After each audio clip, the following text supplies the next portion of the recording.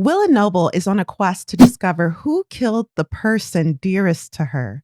She discovers nearly everyone she knows is a suspect. Dancing with danger, she soon finds herself in the nation's capital alongside her benevolent employer, a strange and mysterious woman invested in the case's outcome. The employer, Emily Dickinson. The book, Because I Could Not Stop for Death by Amanda Flower, and you're listening to Lit Society. Let's get lit!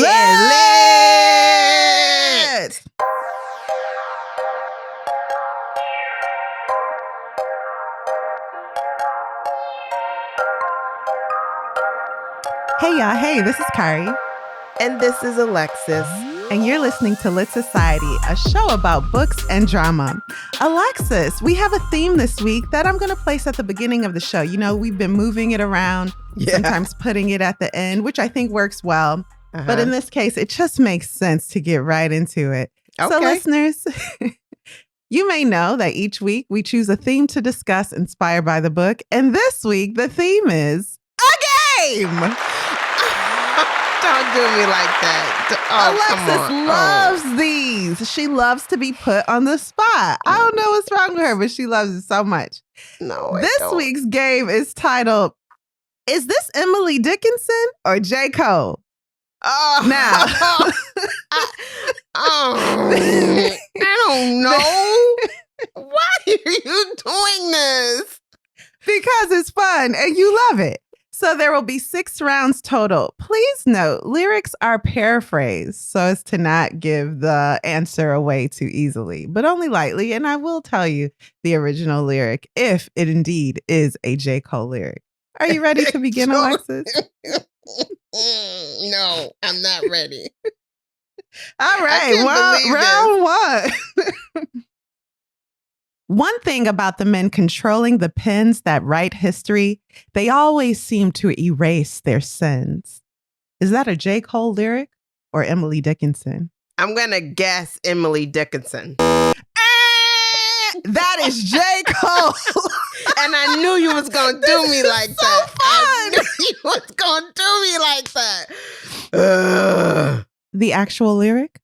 One thing about the men that's controlling the pen that write history, they always seem to white out their sins. All right, round 2. Your life can change in 1 year, and even when it's dark out, the sun is shining somewhere. Is that a J. Cole lyric or Emily Dickinson? They say Emily Dickinson was dark, so I'm going to say Emily Dickinson. Again, that is Cole. Jermaine. The actual lyric, keep grinding, boy. Your life can change in 1 year, and even when it's dark out, the sun is shining somewhere. Okay, you still got it, though. What do you think of our game so far? I hate it. I hate the game, okay? I hate it. That's how I know it's a good game. Round 3. They may not need me, but they might. I'll let my head be just in sight. A smile as small as mine might be precisely their necessity. Is that J. Cole or Emily Dickinson? No. You have 50-50 chance. It's Emily Dickinson. Ding, ding, ding! You're right. That is Emily Dickinson. You know her poetry, I see. I'm so sick of you. I'm sick of you. I don't know why I have to put up with this. Well, the good news is we're over halfway done. Round 4. If I read a book and it makes my whole body so cold, no fire can ever warm me. I know that it is poetry. Is that Emily Dickinson or J. Cole? It's J. Cole. I got you. You see how I emphasize cold? That is Emily Dickinson. Come on, girl. Come on. You're terrible. I thought you were trying to help me, but here you are trying to hurt me, literally. Yeah. Write the wrong answers on the mirror. I think that's somebody else said that. Anyway, round 5. Believe in God like the sun in the sky. Science can tell us how, but it can't tell us why. Is that J. Cole or Emily Dickinson? Emily Dickinson was Not religious. What is the poem again? Believe in God like the sun in the sky. Science can tell us how, but it can't tell us why. Emily Dickinson. But you just, I thought you had this one because you was thinking it out and I believed in you, but that's J. Cole. This is harder than one may believe. Not religious.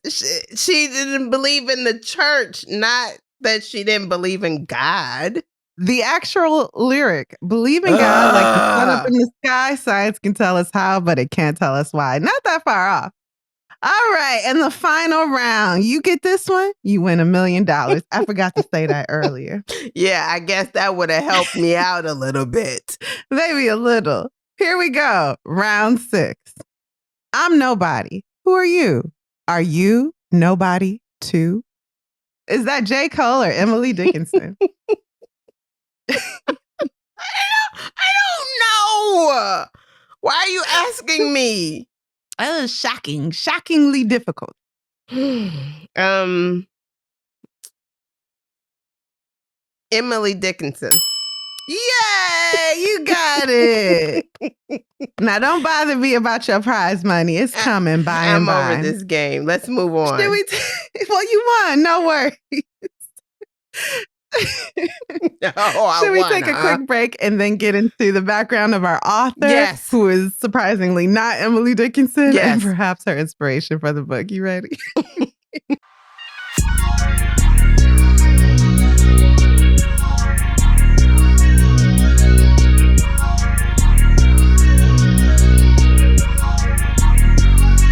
Yeah, I'm ready. And we're back. Alexis, can you please give us some background on our author, Amanda Flowers, and perhaps her inspiration for Because I Did Not Stop for Death? Okay, so Amanda Flowers is an Ohio native who also writes under the pen name Isabel Allen. She has authored over 45 books, and her first book was published in 2010. She is a USA Today bestseller for her series Amish Quilt Shop Mysteries. Amanda is a former librarian and owns a farm and recording studio with her husband. Because I Could Not Stop for Death is Amanda's first book in the historical mystery genre. This is the first book in her Emily Dickinson mystery series. The second book in the series will be released in November of this year. This book was published in September 2022, and she has received for this book the Agatha Christie Award and the Mary Higgins Clark Award. Oh, okay. Her inspiration came from her fascination with Emily Dickinson. She said, I have always loved Emily Dickinson's poetry and the mystery of her life.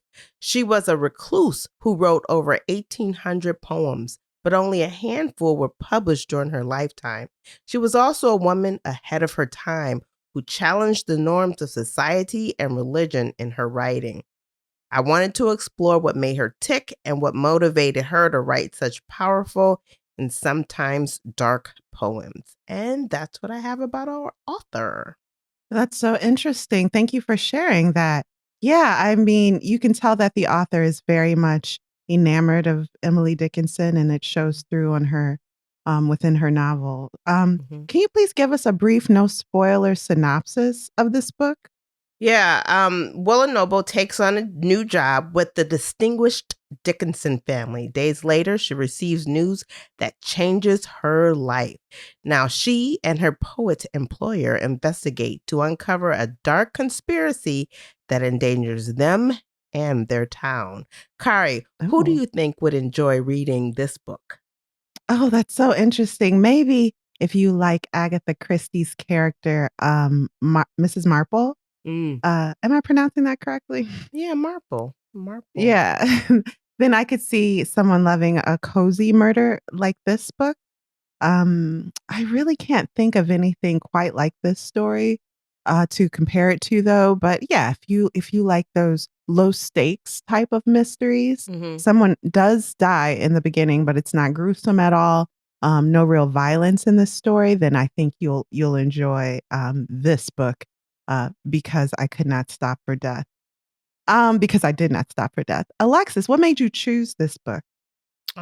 So I was at my favorite place, The library. library. Yes. So I was perusing the stacks, and the title of this book came up. This book came up, and it was familiar to me, but I wasn't sure why. So I grabbed the book and decided to look into it and realized it was not the actual poem by Emily Dickinson, but yet a book. Derivative. Yeah. Or inspired with by the same Was it title. under like a librarian favorite, or you just happened upon it? I just happened upon it, kind of like that other book I did, just kind of perusing the stacks. Yeah, you've done this a few times, and it usually works out really well. So I love your eye. Yeah, I think Emily Dickinson published like 10 poems in her lifetime. So and the rest for her in to her be such, after her life, right? yeah, posthumously, for her to be so prolific, that says a lot about her work. That's so interesting. Yeah. Okay, so you did know the poem, although you didn't quite dominate the game that we played in the theme of the week. You are familiar with Emily Dickinson. Wow. But let's continue. Insert eye So roll I here. heard you're not going to spoil the book this week because it just came out a year ago. Yeah, I think that's reason enough not to give it all away. So I'm going to give most of the book away, just not all of it. I'm going to leave quite a bit out. But yeah, I'm not going to give you the ending. Sorry, folks. That's how we're going to do it this time. That's kind of, a lot of our listeners don't care. They'll still read a book, but especially for a mystery, I think it's good not to spoil that twist or the conclusion.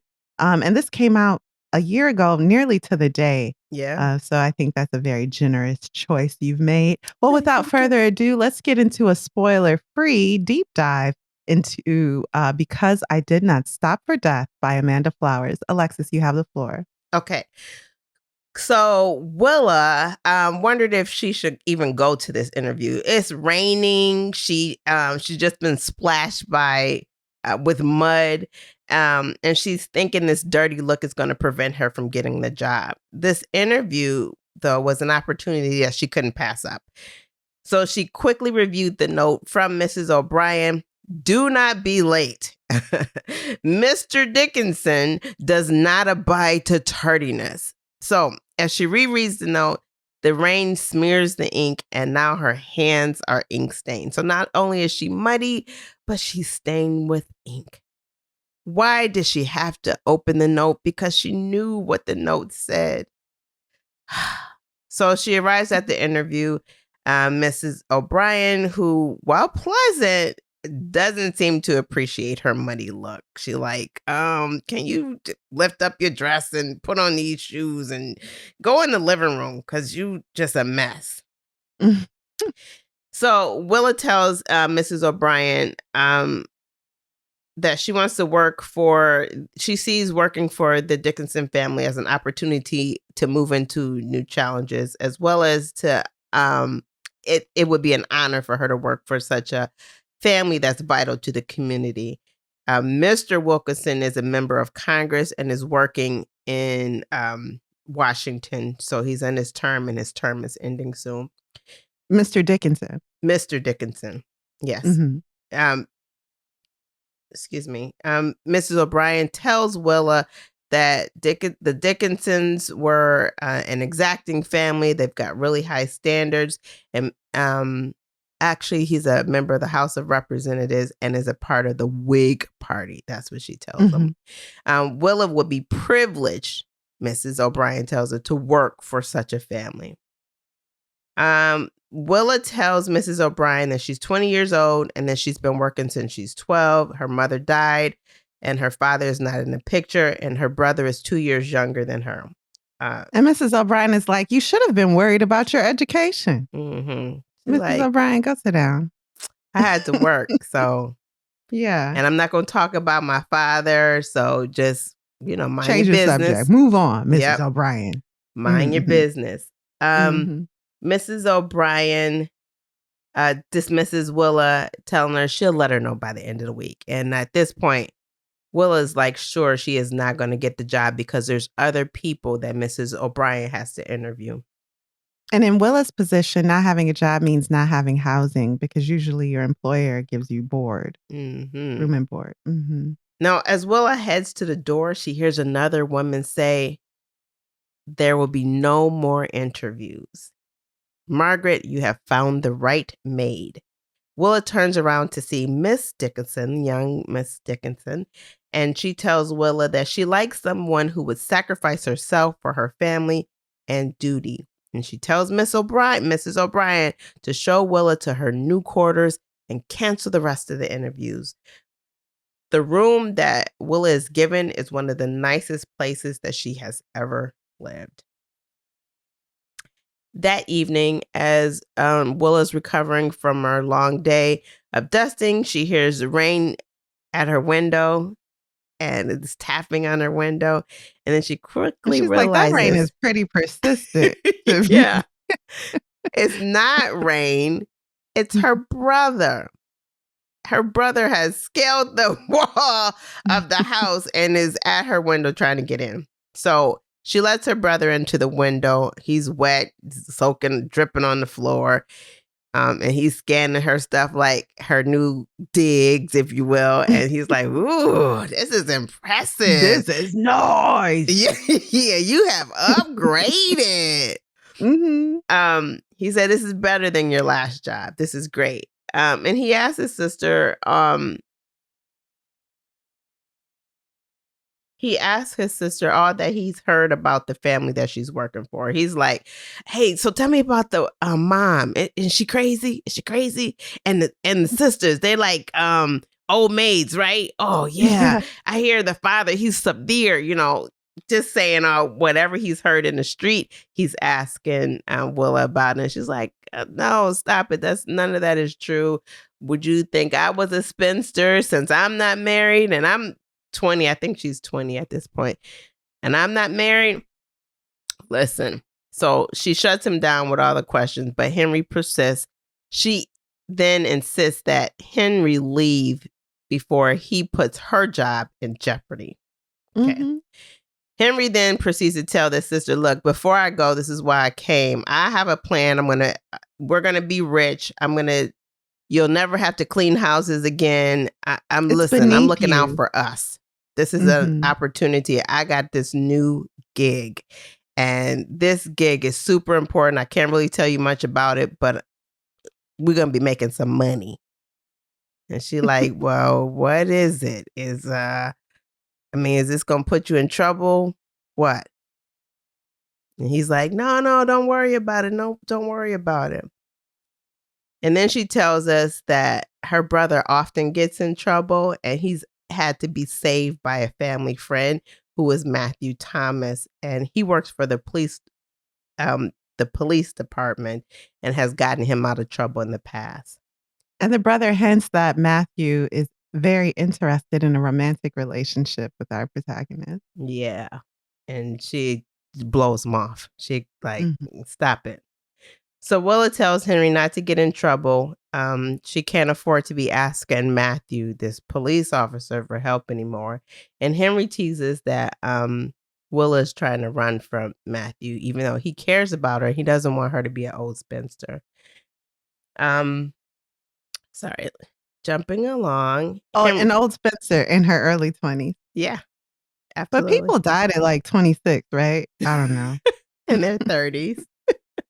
Oh, for real? Yeah, oh, yeah, for she better real. hurry In their up. 40s, She should have got 30s, married 10 years ago. Well, so Henry tells her again that he's left his old job and he's got this new job. He's been there nearly a month, and it's a job as a stable hand, and he works in the livery stables. And through this job, he has ambition to move up to apprentice or even a coach driver. So it's got a really good outlook for him. She scolds him for not telling him sooner. He tells her that if he gets this coach driver position, he'll be able to set his own prices and she'll not have to work any longer. So she asks how he could afford this coach if he was going to be a coach driver. And he kind of waves her off and she asks him where he up sleeps. to no good. Yeah, she's thinking he's up to no good, but she's not digging into that just yet. She's asking him where he's sleeping, and he says he's sleeping in the stables with the horses, and she is like really concerned about that. She's like, Mom didn't do all she did for us just for you to sleep on the floor. He tells her that he understands the horses and they understand him, and he also tells her that he's got a job to finish, and when he's finished with this job again, he was going to put her in a proper house, and then she'll have a house just as fancy as the Dickersons and their friends. And she warns him not to get involved in another scheme that'll land him in trouble. And she pleads with him to tell her what his plan is. Instead, he goes out of the window and tells her to come to the stables that Sunday, and he'll tell her all about it. As he's climbing out the window, Willa looks out the window and she can see a woman and a dog, and she thinks it's Miss Dickinson. A few days later, Miss Dickinson hasn't said anything to her about her brother's visit, and so she's thinking she's in the clear. No one said anything, and she's gonna. So nothing's been said to her. Well, and even if something is going to be said down the line, she's going to not give them any reason to say anything to her because she's going to do such great work. But then later, Mrs. OBrien wants to speak to her, and she asks Willa to sit. And when Miss OBrien asks her to sit, Willa knows that she's going to lose her job. And she's scared because she has nothing to fall back on. And then she notices that Mrs. OBrien is fidgety. And crying. Yeah. She's got tears in her eyes. And she's like, is everything all right, Mrs. OBrien? And Mrs. OBrien tells her no. And that, in fact, when was the last time you saw her brother? And she's thinking like, well, why would she ask me that? Because they don't even know that was my brother coming out of the window. And she says, well, I asked because there was an accident and your brother was killed last night. So Willa's speechless. She's stunned by the news. She just saw her brother. How could he be dead? Her brother is not the type of person that should end up dead because he always lands on his feet. He's never like in trouble where his life is in risk. He can always get away. Mrs. OBrien. People like him. Huh? And people like him. Like, even though he's a troublemaker, he's very charismatic. How could this happen to someone like him? Yeah. So Mrs. OBrien asks Willa if she's okay because she's not saying anything. She's shocked. But she tells him that her brother was found this morning in the livery stables where he worked. The police said that he was trampled when one of the horses became spooked. And it seemed that he tried to calm it and went into the stable and was crushed. Willa knew her brother's death was not his fault. He knew what he was doing when it came to animals, particularly horses, and it was his job to calm horses. So why would he be trying to go calm it and get crushed? It just doesn't make sense to her. So Willa asks who told her this, and Mrs. OBrien tells her it's a young officer came to tell, but she told him that she'd rather share the news with her. So Willa knew. She knows right away. Nella knows right away that it was Matthew. Yeah, she knows it's Matthew. And Miss OBrien told her, listen, okay, so I know you just lost your brother, but you need to wipe your tears. When you're struggling, you must rein in your emotions. Don't let them take over you. What's done is done. Move on with your day. Working with your hands will drive your hardship away. Tears will make it worse. The police will be back this afternoon. Finish your chores before they get here. Resolve your feelings before they arrive. She has the best intentions. Is this good advice? No, I don't think so. I think she needs to mourn first. Yeah. Yeah, she needs to mourn. While it's true, being busy does help you not dwell on your sadness. I mean, this literally just happened. She needed a day off. Maybe tomorrow tell her that. She has no one else in the world. No one else in the world. Her life is centered around caring for her brother. Yeah. He is now dead. Yeah. Clean the fireplace. Clean the fireplace. So Mrs. OBrien leaves Willa to clean the fireplace. And some moments later, Miss Dickinson walks in and she sees Willa crying, and she asks why. Willa jumps up, apologizing, and tells her that she just found out her brother is dead. And Miss Dickinson says, if my brother was dead, I'd be crushed on the floor, crumbled, just broken. And Miss Dickinson says, who told you that your brother was dead? And Willa tells her that the police did. Miss Dickinson is like, why would the police come and tell you that your brother is dead? That doesn't make sense. They would only tell you that if there was a crime, right? Willa told her it was an accident where he worked and he had been employed long. And in fact, her brother was gifted with animals. So it doesn't make sense to her either, but the police did come. Miss Dickinson tells Willa that she can see that there's probably more to this story. Willa admits that her brother had a tendency to get in trouble, and then she actually regrets saying that because people have been dismissed from their jobs for worse. Miss Dickinson, however, tells Willa that they need to find out what happened to her brother. And Willa's like, together. Oh, okay. When the police detectives arrive, they ask Willa what her brother's experience was with horses. After a moment, she tells them that he worked with horses many times. He was sort of a jack of all trades, but agrees that it was his first time working in a livery stable with horses. So the detective says it stands to reason that he could have died as an accident since he didn't have enough experience working in the stables. Willa is not believing that, not for 1 minute. She tells the detective Henry doesn't make mistakes, and she doesn't appreciate his implication that it was her brother's fault. Accidents happen all the time with skilled men and horses. And he asks, are you implying that someone may have hurt him? Do you know if he was in some kind of trouble? Well, Matthew is also there. As you know, Matthew is like the family friend.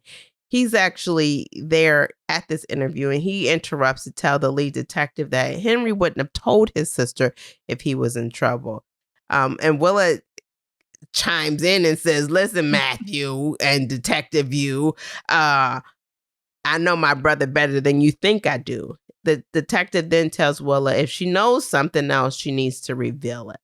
Well, Miss Dickinson walks in, and she gets into it with a detective about harassing her father's employees, about a death that has been ruled an accident. The detective leaves, saying he will come again to speak with Willa. Miss Dickinson answered for Willa, saying, well, we'll be ready. Come on back. So there's this scene where they go into church, and the minister's daughter sees Willa and she wants to comfort her, essentially, and say, oh, I'm so sorry about your brother. What happened? It turns out the minister's daughter was in love with Henry, and her twin brothers hated that and often gave him trouble. So we're hearing that side story. Days later, Miss Dickinson asks Willa to go with her on a walk, and she tells her she's cleared it with Mrs. OBrien. So Willa expects that Miss Dickinson wants to take her into town, like do a little shopping, and maybe she'll carry her shopping goods back, her packages. Yeah. That's not happened. Where did they go, Kari? To the stables where her brother died. Right. With no warning. None. She took her to the scene of the crime. Yeah.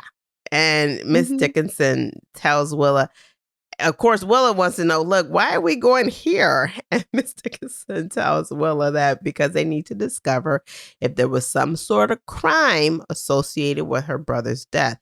Plus, if it really was an accident, why is the detective questioning her immediately after if it was an accident? It's not making sense to her. Yeah. Miss Dickinson tells Willa that the police may even think she had something to do it. Now, Willa's like, now, how could that be? I wouldn't never do anything to hurt my brother. And she tells her that her brother meant the world to her. Mm-hmm. When they arrive at the location, instead of going to the house, what Willa thinks is the reasonable thing to do, Emily goes straight to the stables. And Willa wanted to go to the owners so she could make the presence known and like, hey, hi, we just wanted to look around. That's what Willa thinking.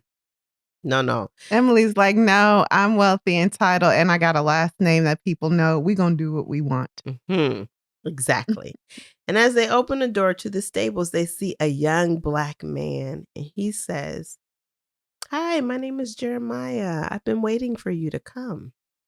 Huh? Willa's like, wait, who is this? I never met him before. She's shocked. Jeremiah tells her that Henry was his best friend. They worked at the warehouse together, the job he had before he came to the stables. And Jeremiah left and they stayed connected. And then they reconnected when Henry started at the stables. Emily introduced herself as Emily Dickinson, saying Willa was her companion, not her housemaid. And she also told Jeremiah that Willa wanted to see where her brother died. Jeremiah took Willa to where her brother slept, and he reveals that he wasn't there the night that Henry died. He says he was out that night and came back about 5 a.m. Of course, they want to know what Jeremiah was doing at 5 o'clock in the morning. Yes, that was a different time. You just wasn't doing nothing but bad if you was out at 5 a.m. in the morning. Here, it's not As unusual. opposed to now. Yes, it's not unusual to be out at 5 a.m. in the morning. Right? And the whole story, he never tells them what he was doing. Never, not at all. He doesn't tell them. Instead, he tells them that he was the one that found Henry. And Emily asks, was anyone else at the stables? He tells her no. And Mr. Johnson sent, after he finds Henry, he goes to tell Mr. Johnson, who is the owner. And Mr. Johnson then sends for a doctor and the police. Jeremiah then takes Willa to the stable where her brother died. And Emily says the horse's name is Terror. And she's surprised to learn that Emily is surprised to learn that the horse is still alive, because normally they destroy the animal after it's killed a person. Jeremiah tells them that Terror is a champion horse and that Mr. Johnson wouldn't hear of having him put down. He believes it's not the horse's fault. And implying that it's her brother's fault for acting improperly with the animal, being rash and spooking the beast. Right. Mr. Johnson says it's just not his fault. And that the vet says that Terror will be able to race again in the racing season. So they've checked him out.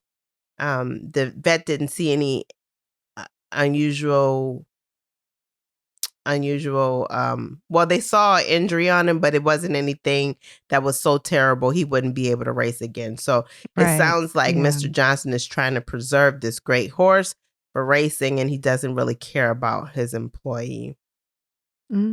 Jeremiah tells them there are a number of burns that were painful that would have upset the horse. This is also part of what the vet said, that would have upset the horse, that would have caused him to kick through the wall.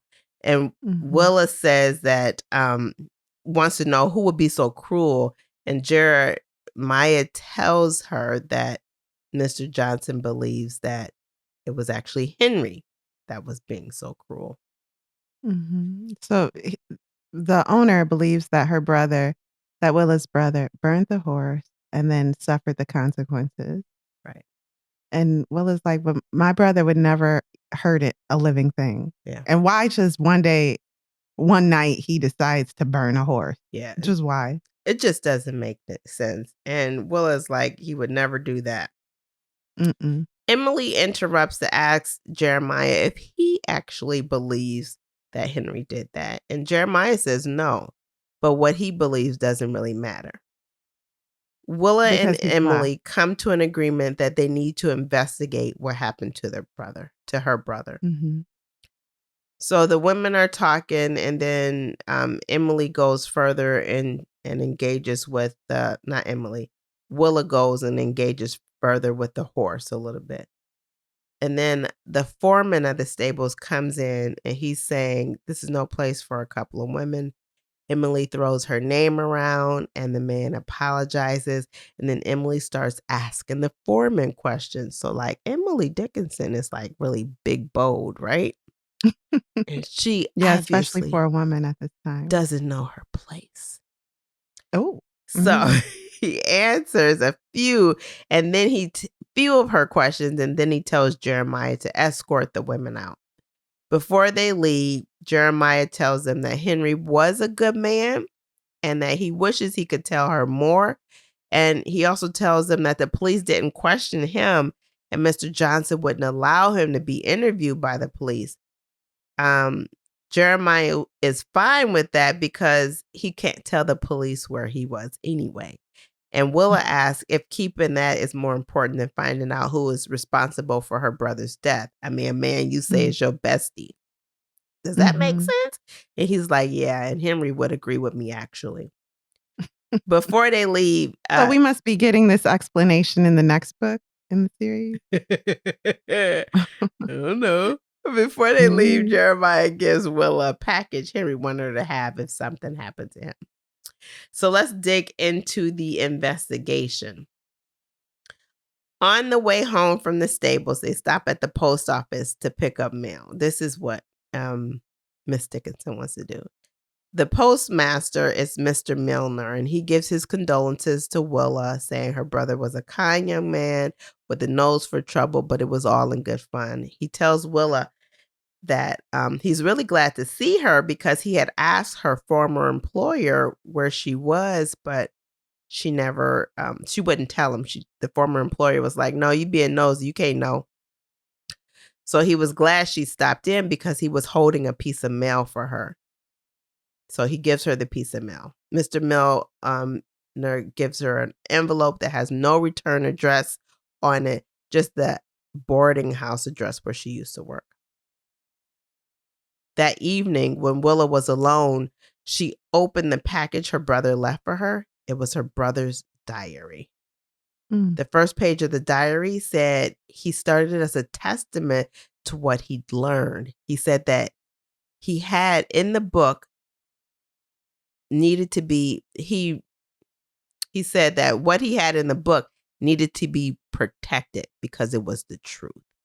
He said there are people who don't want this truth revealed. And he told her if she had this book, it meant that his mission had failed. Then he stated that the mission, this mission started because he wanted to give her a better life. He said that she was the most important person to him and there was no one left but the two of them and their family. He told her not to share the contents with the adversary. He said he would not write the names of any guilty parties because that would be dangerous, but he wanted to record his experience. And unsure if she, Willa felt after reading that part, I think it was just like the first page of the diary. I said, yeah. Yeah. Willa was like, I'm not sure I can read this. These are the last words of my brother. I'm just not comfortable. But the page. Yeah, because once I read him, there'll be nothing more to discover about him and it'll be like he's really gone. Right. Whereas if I just keep the contents of this, I can always learn something more from his words and always have a connection to him. Yeah. And so as she's deciding what she's going to do with the book, it kind of falls to the bed and it opens to the last day she saw her brother. And it's a nice little note about really how much he loves her. So she's distressed and exhausted from the day. And so she goes to bed when she remembers that there was the letter from the postmaster, Mr. Milner. And when she gets up, she decides she's going to open it. And it says, tell your brother to stop poking his nose where it doesn't belong. If he keeps at it, he will come to a bad end and so will you. The letter is dated. Who would write that? January 1855. That was a long time ago, first off. Yeah. Okay. But yeah. There's a point being made to note dates, and that's the date in this book. So she takes the letter to Emily. Now, it's late at night. It's her, I'm going to say master's. her boss's quarters Her that she's employer. going to. And it's like, I don't know if she's feeling like, I don't even know if I should be doing this. It's so late at night. Yeah. This looks weird. Why would I go to her room? Who do I think I am? Well, she goes to Emily's room and Emily is like up. So she's like, she Mhm. shows the letter to Emily and Emily is like, this is proof your brother was murdered. The next day, Emily invites Willa to help her in the garden with Mrs. O'Brien's okay. And while working in the garden, Emily tells Willa there is an important piece of information that seems to be missing, and she believes Henry saw or knew something that got him killed. Of course, Willa thinks about the diary, and she thinks she should tell Emily, but she doesn't. She's not ready to tell Emily about it.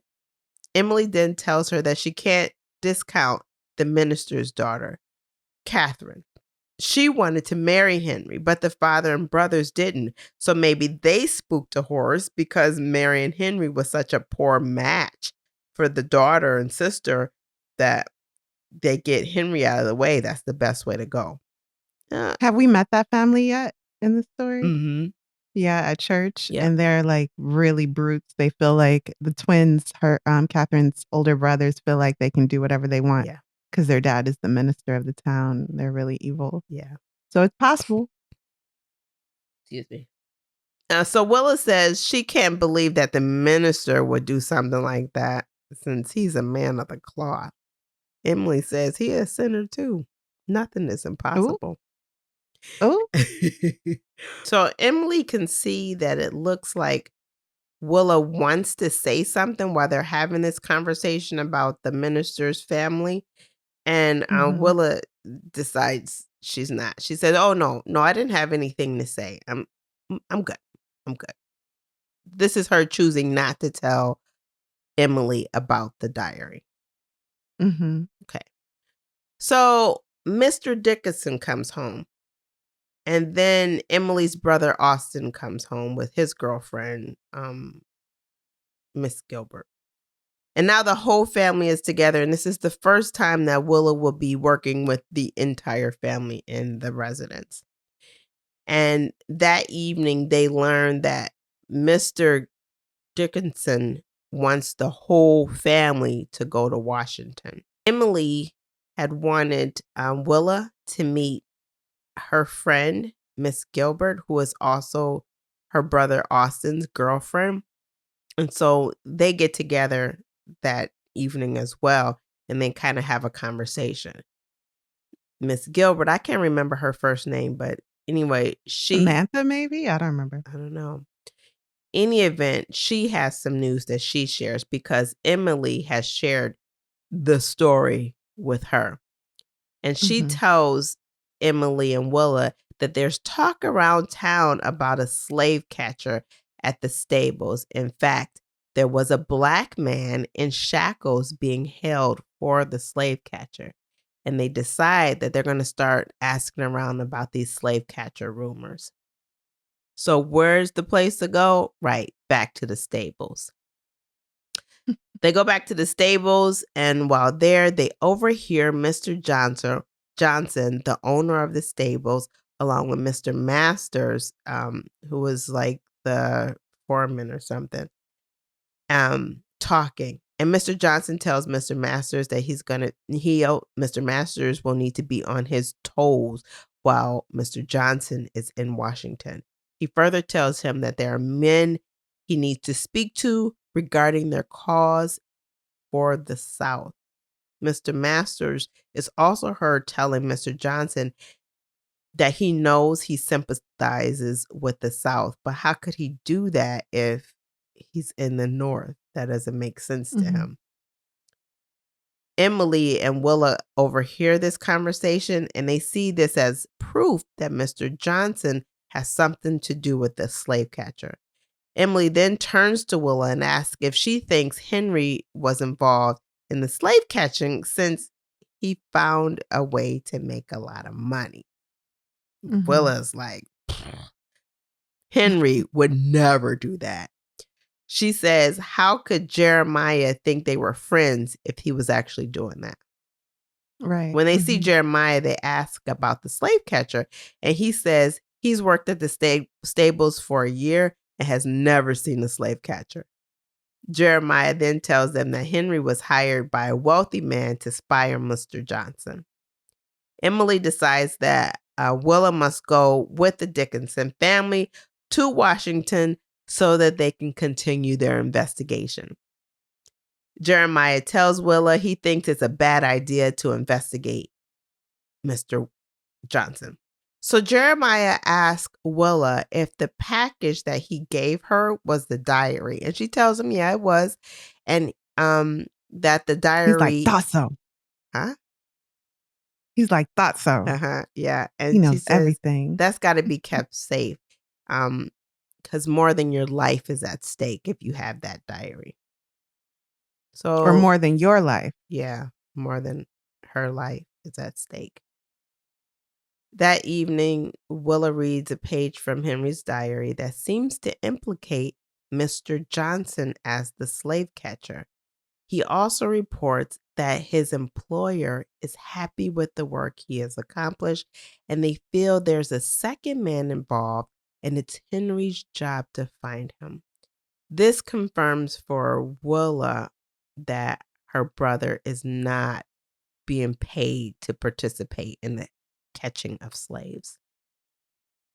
On the train to Washington, Willa sees Mr. Johnson, and she sees Matthew, the police officer, and also, the love interest. They learn that, according to Matthew, the police are investigating Mr. Johnson, and he tells the women to stay away from him. Mm-hmm. Now, then they get to Washington and they run into Mr. Milner, the postmaster. You remember him, right? Mm-hmm. And he says he's there for official postman business. There's a postman's convention that he was invited to. And he likes to keep up on all the latest in the postman's master world. Emily invites Mr. Milner to the family's house for dinner, which is being held for all the people visiting Washington from their town, Amherst, and the Washington elite. And she asks if he knows anyone else from Amherst that's in town. And she mentions Mr. Johnson. Mr. Milner seems to go pale when she mentions Mr. Johnson's name. Later, when she sees her father, when Emily sees her father, she mentions that Mr. Johnson and Mr. Milner are in town, and it seems that nobody really likes Mr. Johnson, but they invite him to the dinner party anyway. Mm-hmm. So the ladies here, like the sister, like Emily and Willa, hear that Mr. Johnson is staying out Mount Vernon. So they're also with Emily's sister, who has no idea what's going on. Mm-mm. And so they all go over to Mount Vernon, and they're going to sit there and have tea so they can wait for Mr. Johnson to show up. And they're there for like 2 hours.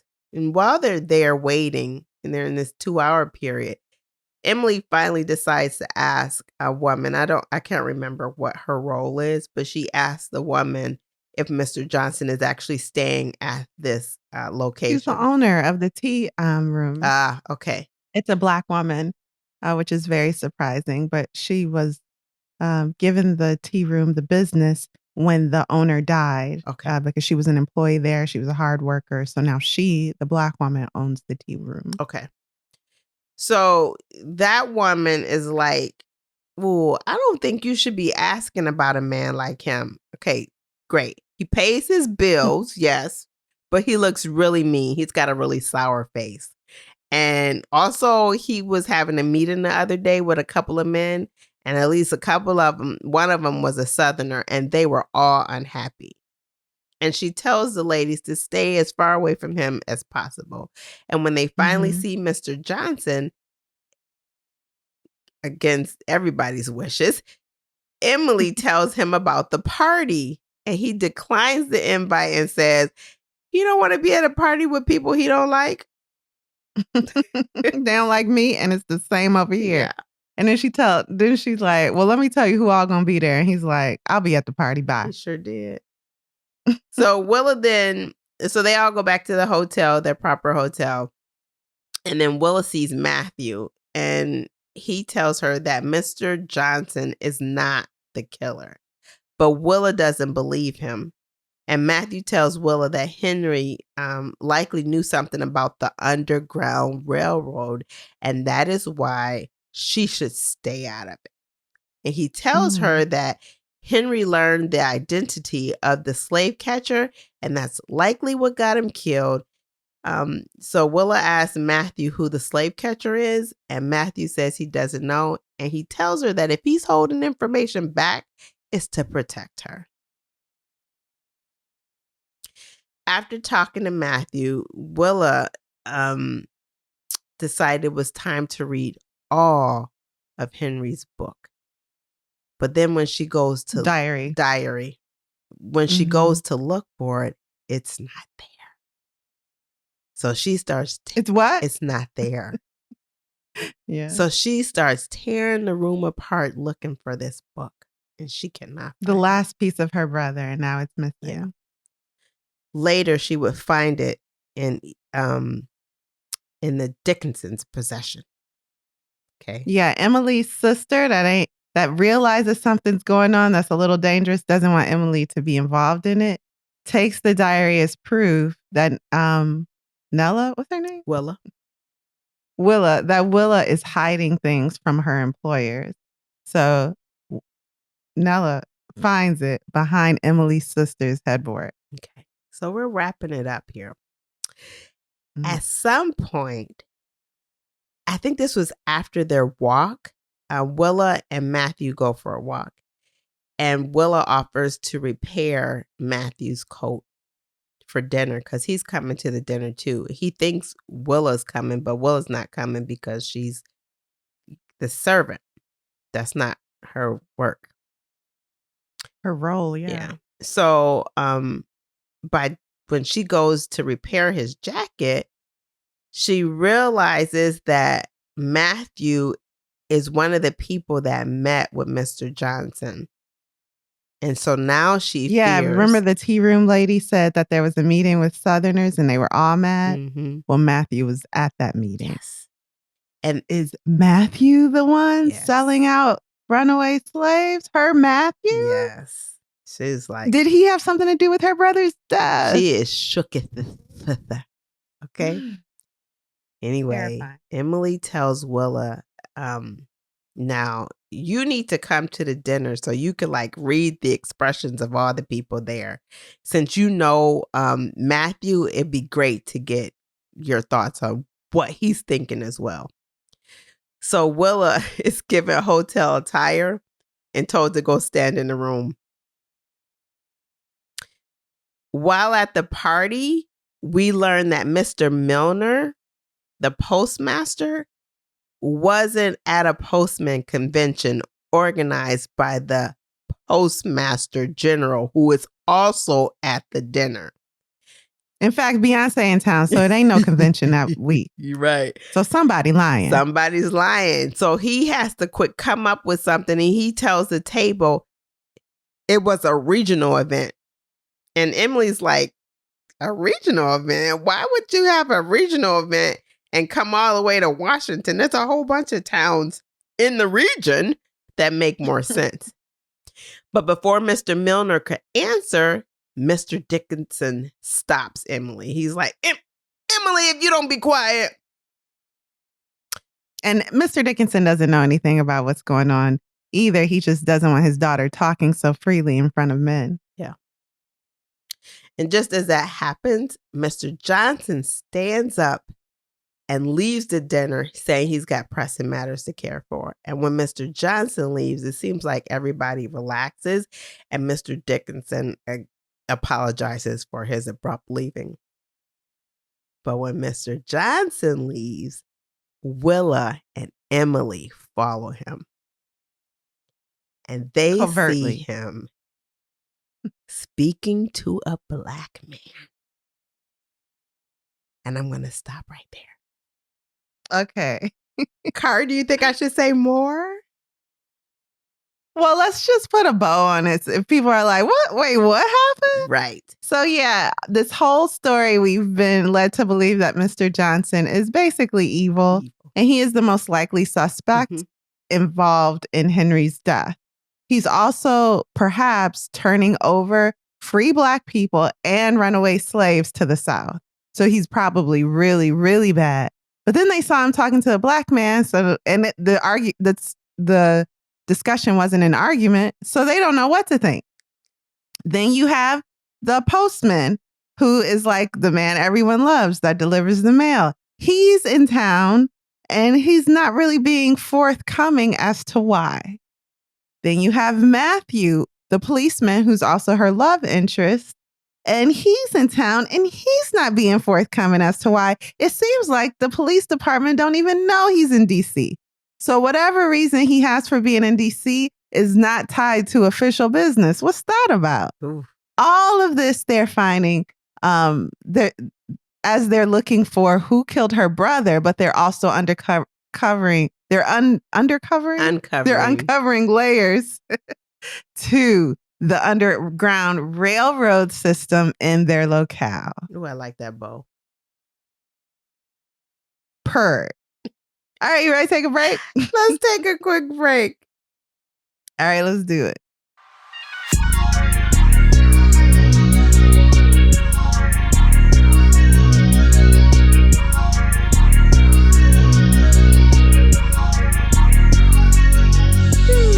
And we're back.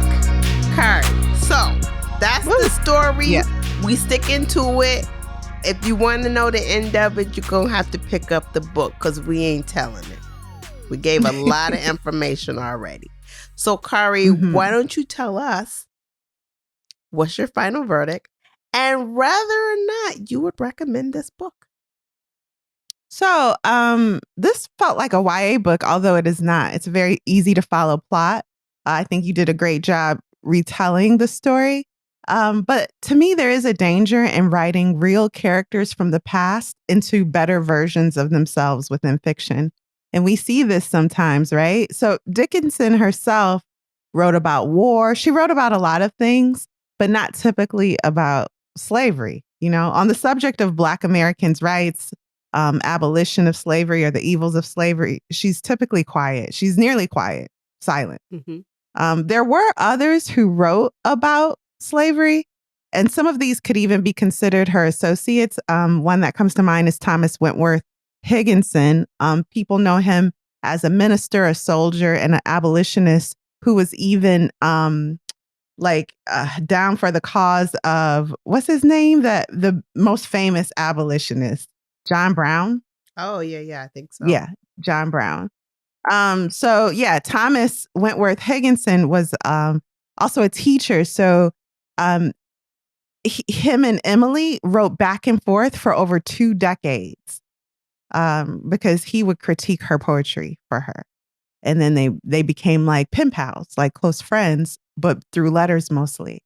In this book, not only is Emily like a quiet supporter of the abolition of slavery, but so is nearly everyone in her town. It's like very few people are in support of slavery outright. Many just don't want to touch the matter at all, or they consider it a Southern issue. And then a lot of people are actively involved in freeing Black people, risking their lives for the cause. This feels like fiction that borders on revisionist history to me, and that makes me a little uncomfortable. There's also no world building being accomplished here, in my opinion, and the story feels like a snapshot with no past or future. So I didn't know it was going to be part of a series because I didn't feel like it had any legs. It was just, this isn't a story I'll think about later. I don't need to know what happens.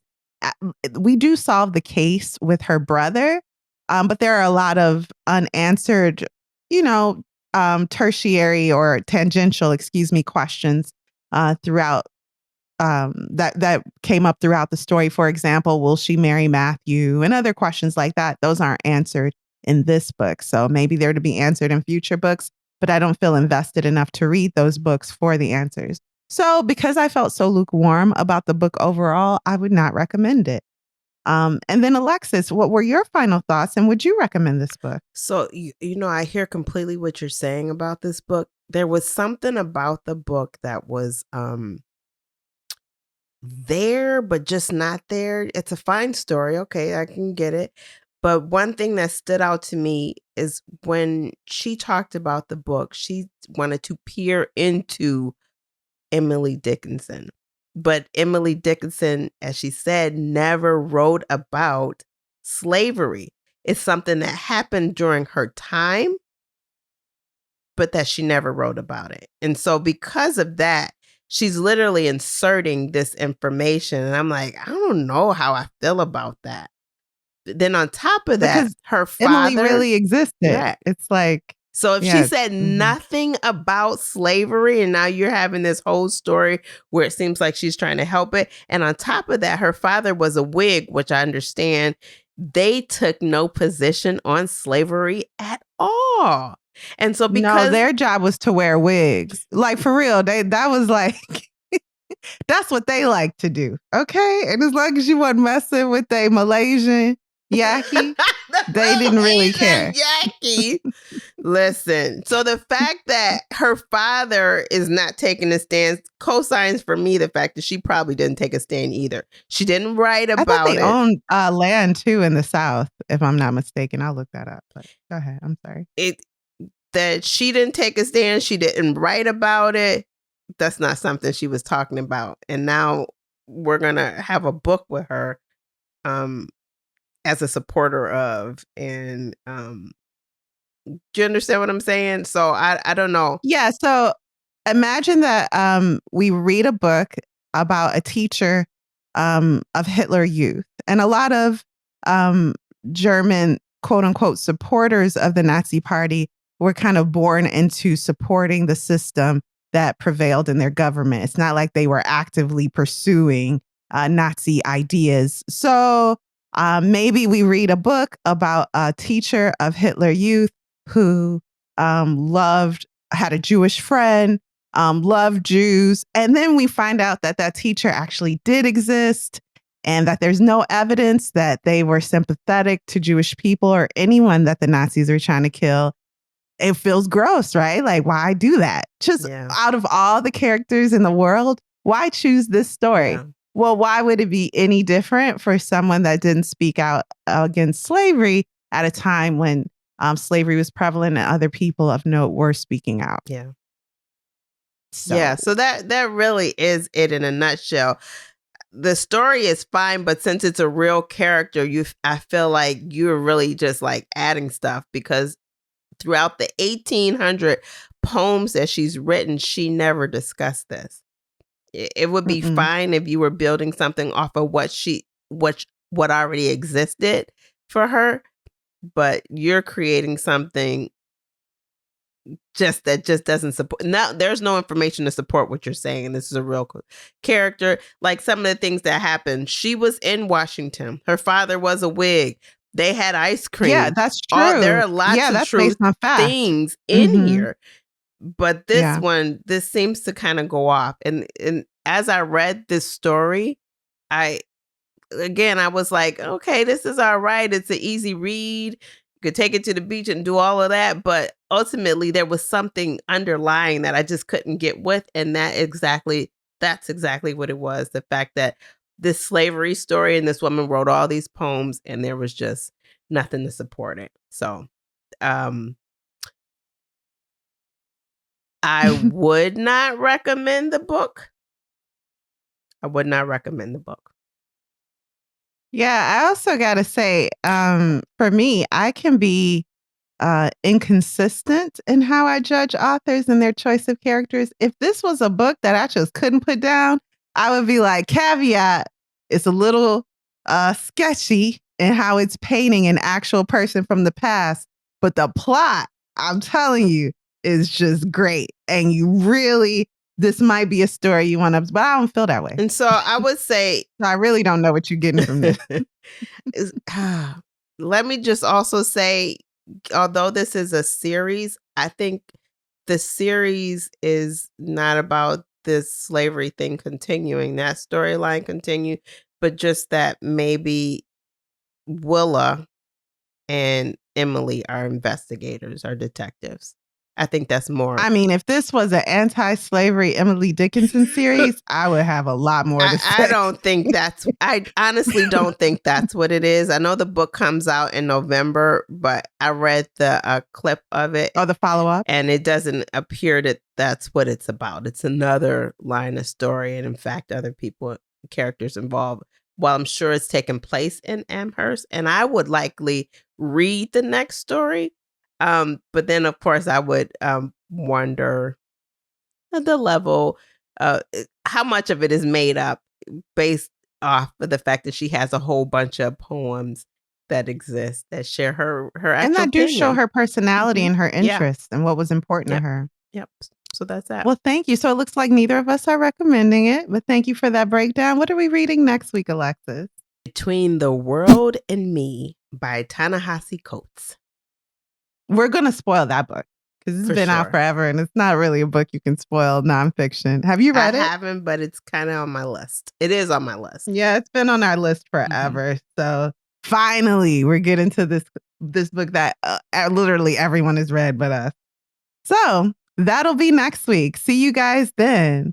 Thank you for listening to Lit Society. We'll see you next Thursday. Lit Society is brought to you by Alexis Honoria and Kari Herrera.